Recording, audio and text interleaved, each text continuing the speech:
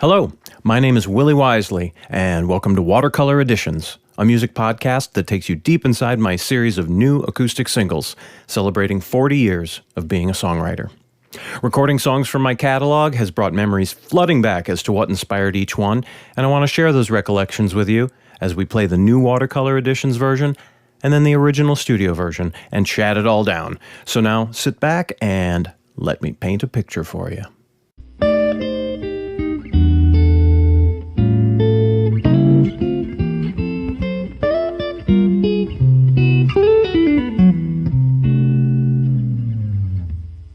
So I had this idea to write a song about a cheating girl, from the point of view of someone who's spurned and angry.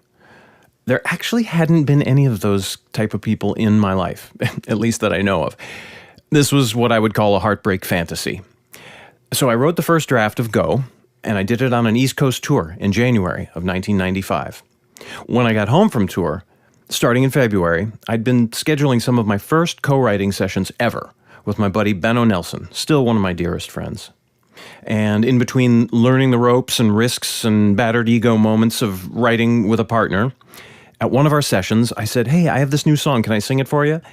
And it was Go, constructed of a set of cascading chords, lots of chords, with each of 3 choruses ending in different syncopated ways with different hits and notes. For all the song's fussiness and complication, it was truly an immediately likable song. So I played it for Benno, and, his opinion meant a lot to me, and I was ecstatic that he dug it. What I wasn't sure about, though, even after he left, was the lyric. Like, the spurned, angry guy was just not a character I was playing at that point, and it just didn't feel honest.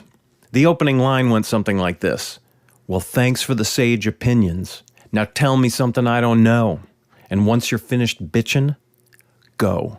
I said, "Go." I said, "Go." I'm like, God, that's so mean. I wasn't comfortable with that. And my other doubt about the song was the chorus, the payoff. All I'm doing is saying the word go over and over again, and that seemed kind of lame. Like, I needed a richer concept.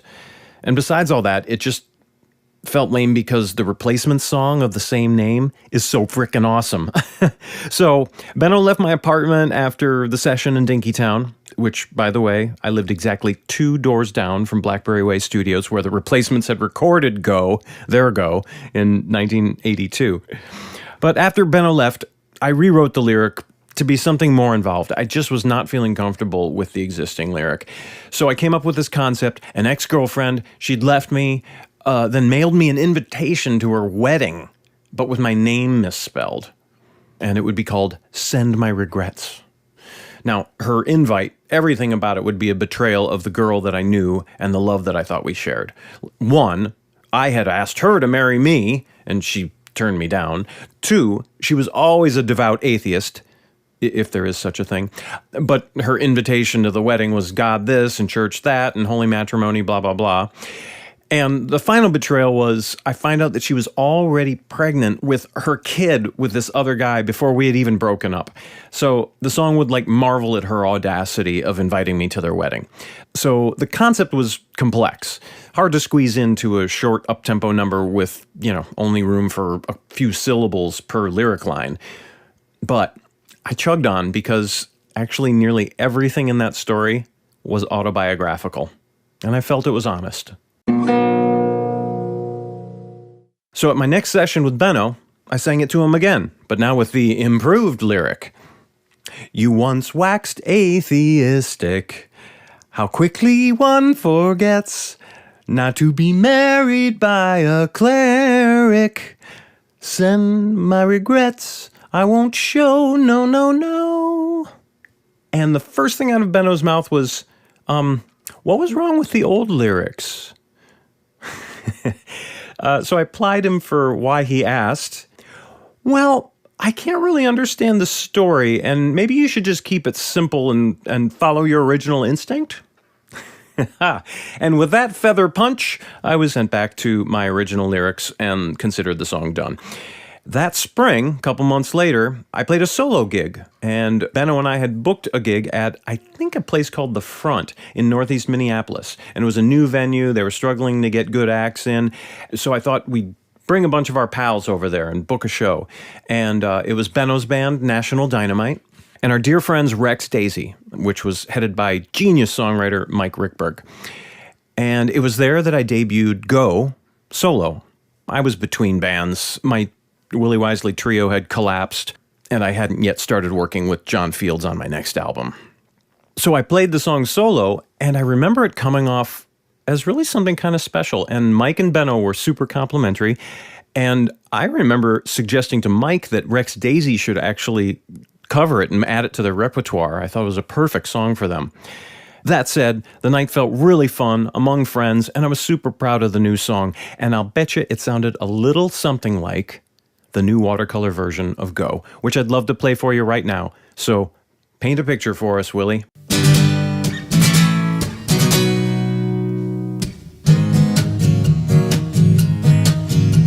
Well, thanks for the sage opinions. Now tell me something I don't know. And once you're finished bitching, go. I said go. I said go. Go, go, go. Don't wait for invitations. I said go, go, go.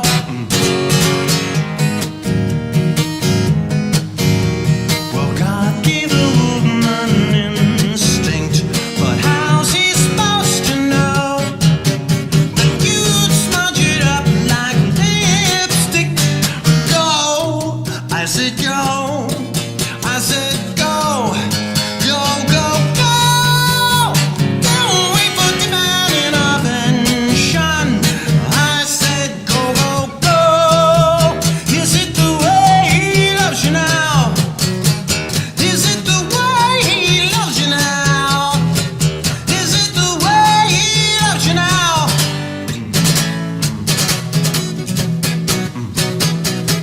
Ooh.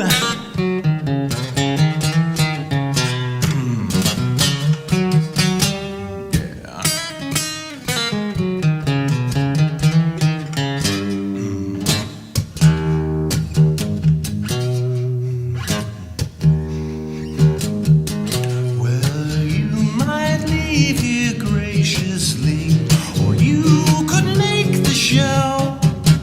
But either way, your history. Go! I said go. I said go. Go, go, go.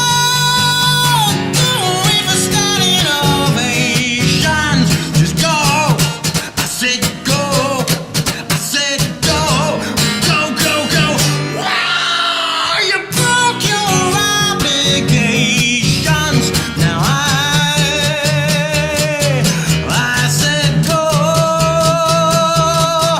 Go, go.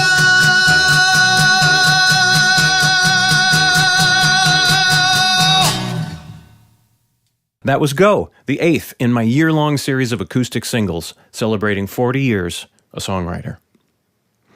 Now, there's a truly disgusting origin story to Go that I sort of glanced over earlier in the podcast, and it comes with this subtle ironic twist that really only dawned on me as I prepared for this podcast.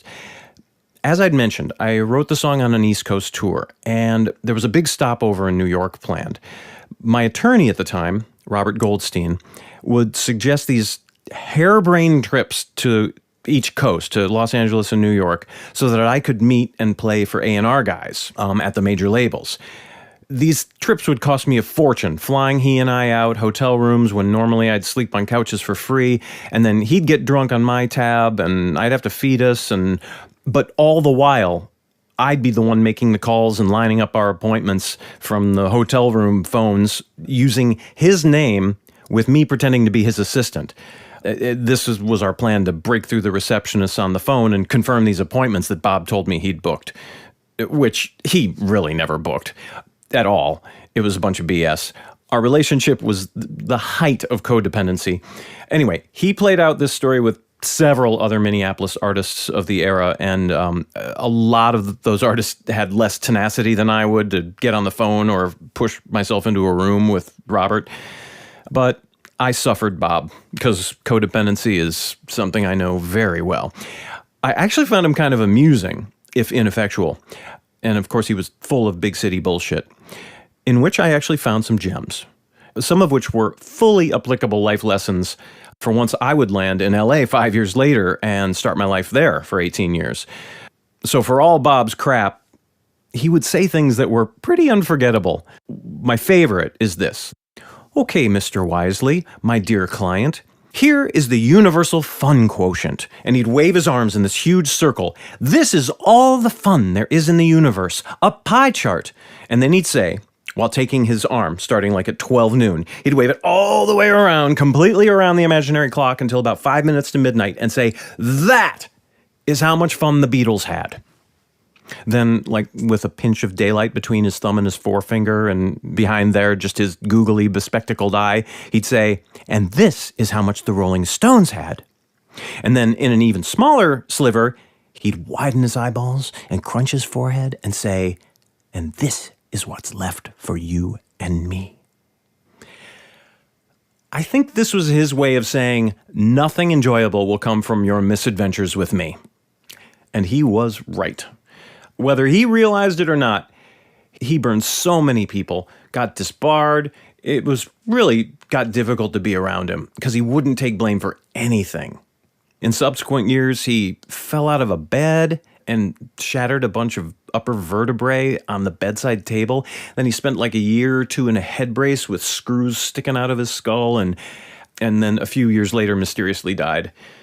I should call my friend Lisa Wooster. She was also a client of his. I wonder if she knocked him off.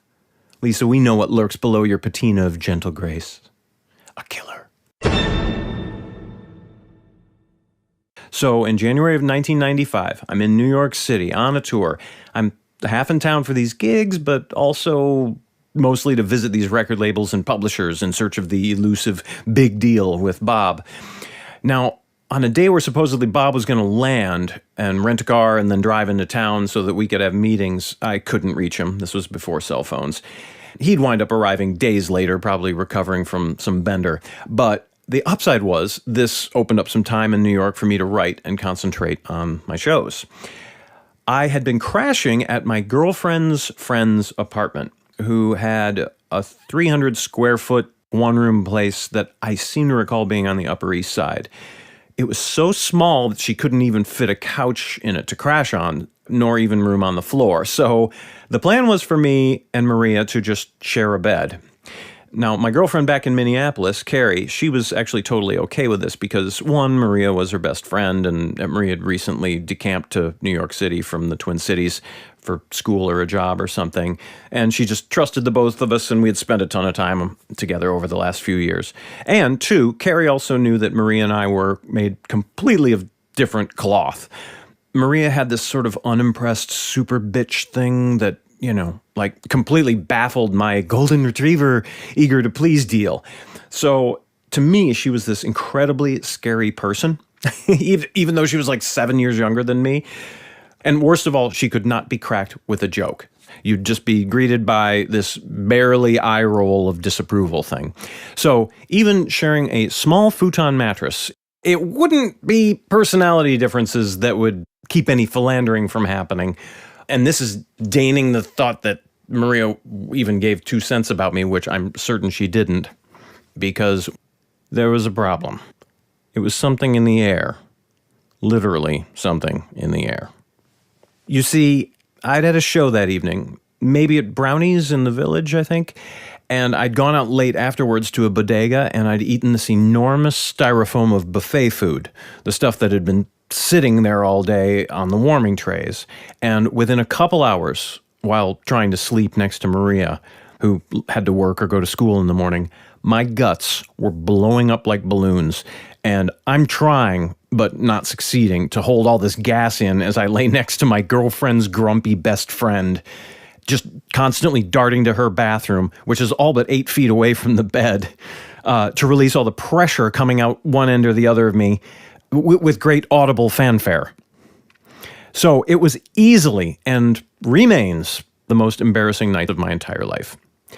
The next morning, as Maria prepared to go to work, while I laid constipated in agony, pretending to sleep, praying that she'd just leave immediately, fully aware that her entire apartment smelled like my bowels. I just wanted to be alone. And it was in this condition, after she left, that I sat in her apartment all day with my Gibson 125 TD. It was a sunny afternoon, I remember, and I wrote the chords to Go, thinking how awesome this descending chord felt on my fingers, and writing these dismissive lyrics and singing this chorus over and over again, wailing, without any irony known at the time. Go, I said go, I said go, go, go, go. Wishful thinking, right? Because I couldn't go at all. And the next 2 days, I'd be doing long walks to Harlem and back with the feeling of knives sticking into my guts, just trying to move things along and not foul the air in Maria's place. Poor girl. I don't think I ever spoke to her again. So there. Now you have it. I've associated probably my most beloved fan favorite power pop song with this indelible gastrointestinal onslaught. You may never want to hear the song again, right? But hey, while I have your attention and while things are moving along, I'll play for you the original studio version of Go from my 1996 album She, produced by John Strawberry Fields. And stick around afterwards and I'll tell you all about the recording session. Paint a picture for us, Willie. Well,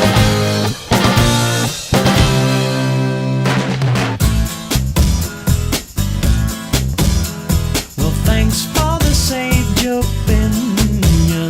Now tell me something I don't know. And once you're finished bitching, go.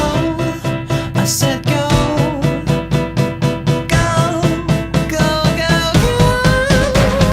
Don't wait for invitations.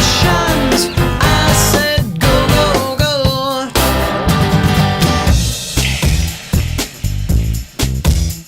Well, God gave a woman instinct, but how's he supposed to know that you'd smudge it up like lipstick? Go, I said go, I said go, go, go, go. Don't wait for divine intervention. I said go, go, go. Is it the way he loves me now? Is it the way he loves me now? Children, is it the way he loves me now?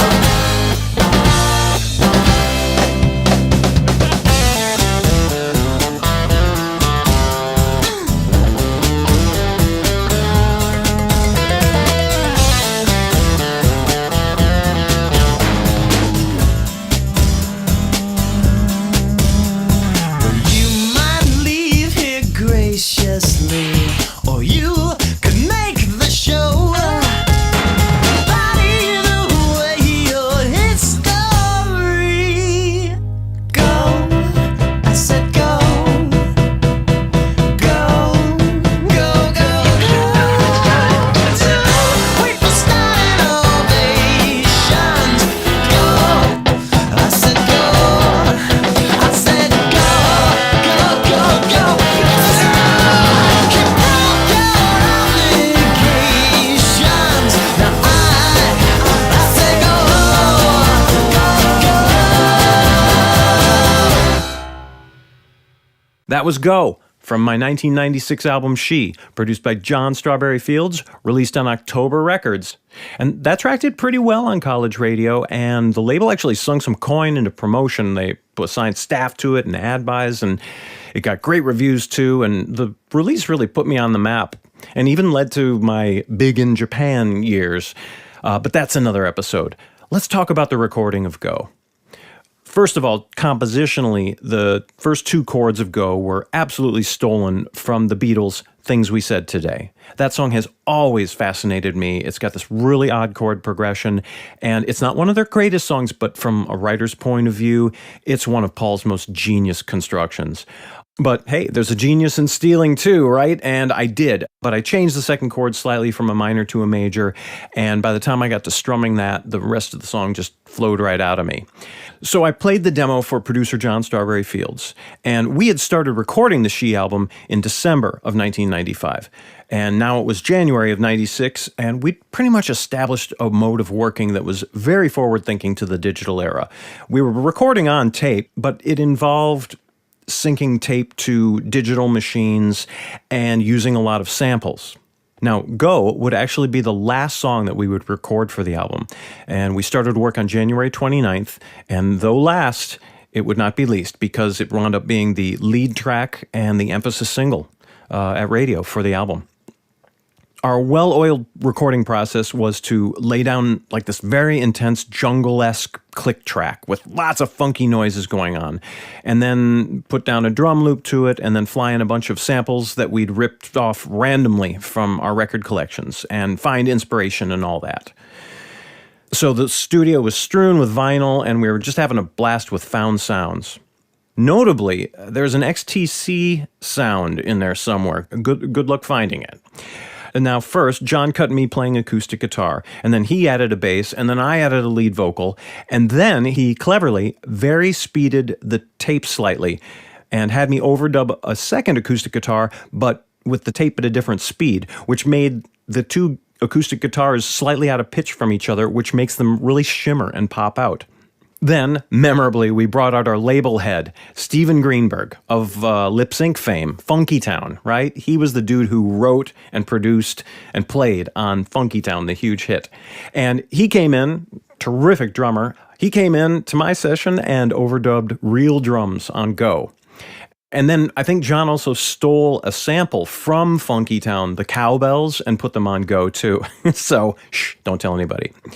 John finally added a spin-it piano that was out in the hallway, and we were done. Now, I have a video of this whole session, and it's shot by Steven and the label manager, Tommy Romarsik. And if I post it somewhere, I'll be sure to share the link in the description. It's totally a time capsule for sure. The recording was immediately everyone's favorite for the record, and it became quickly the core to my live shows as well. And by the time I put my touring band together, the She Band, as I called them, including Chris Lakey on the drums, Jim Weber on lead guitar and keyboards and sampler, on an early sampler, actually. We were running samples on live shows in 1996. And then John Guion on bass, and Craig Hollitz would play bass too. Go was always pivotal in our set, and it was certainly instrumental in advancing us in a national live band contest to the final Grammy showcase on the Sunset Strip in Hollywood. This was in 1997, and we closed with this great unbridled version of Go, which I have video of. If I edit it down, I'll also put the link in the descriptions, but in the meantime, I would like to play it for you. And here it is, the live version of Go with my She Band at the 1997 Grammy Showcase at Billboard Live in Hollywood, California. Paint a picture for us, guys.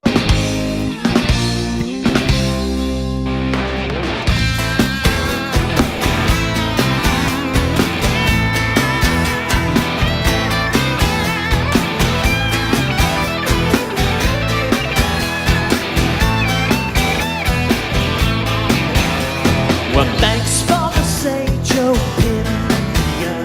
Now tell me something I don't know. And what's your finished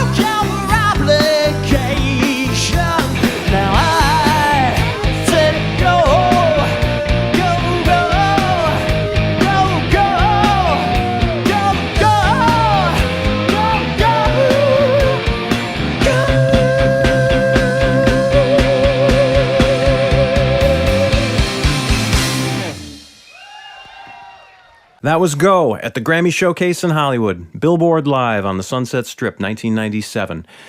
We didn't wind up winning the contest. We came in like second, I guess, and we lost to some punky ska band I can't remember.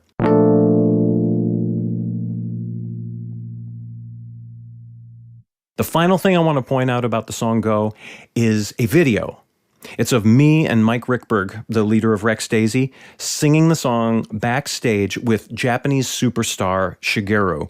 He's from the band Karuli. They're huge in Japan. Now, Mike had come with me on this Japanese tour as a multi-instrumentalist, and I just think it's funny that 10 years and halfway around the world from our old gig in Northeast Minneapolis, where I'd suggested that he add Go to his set, that the three of us are sitting here singing Go together in a dressing room, and it's just a delightful version. And knowing that the unassuming Shigeru is there, who roundly credits my She album with inspiring his entire music career, it makes the scene all the sweeter. Link is in the description. Be sure to catch the video. Well, that's just about the final stroke for this episode of Watercolor Editions. And hey, big thanks to everyone mentioned in this episode. Not one of you played anything less than an enormous part in this time of my life, full of personal breakthroughs, both creatively and in terms of reaching new audiences. Be sure to catch other episodes of Watercolor Edition featuring my songs Flowers for the Lady, Cracked World View, True, Rain Can, Face the Sun, Parador, I'll Be Singing. Oh my God, there's tons of them. And there's many more to come. They drop every other Wednesday until either you or I can't take it no more. But know this, there's about 296 songs yet to go. CDs of the album She are available at my Bandcamp page. Link is in the description, along with an array of cassettes, t-shirts, and vinyl too.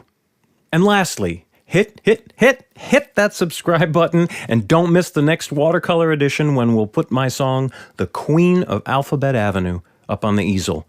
It's a song that I wrote just a few months ago. It's unreleased, and it's about the LGBTQ human rights icon Marsha P. Johnson, who died under very mysterious circumstances in the 90s. We'll paint that watercolor picture, play some music, and chat it all down again on Watercolor Editions. I'm Willie Wisely, and thanks for listening.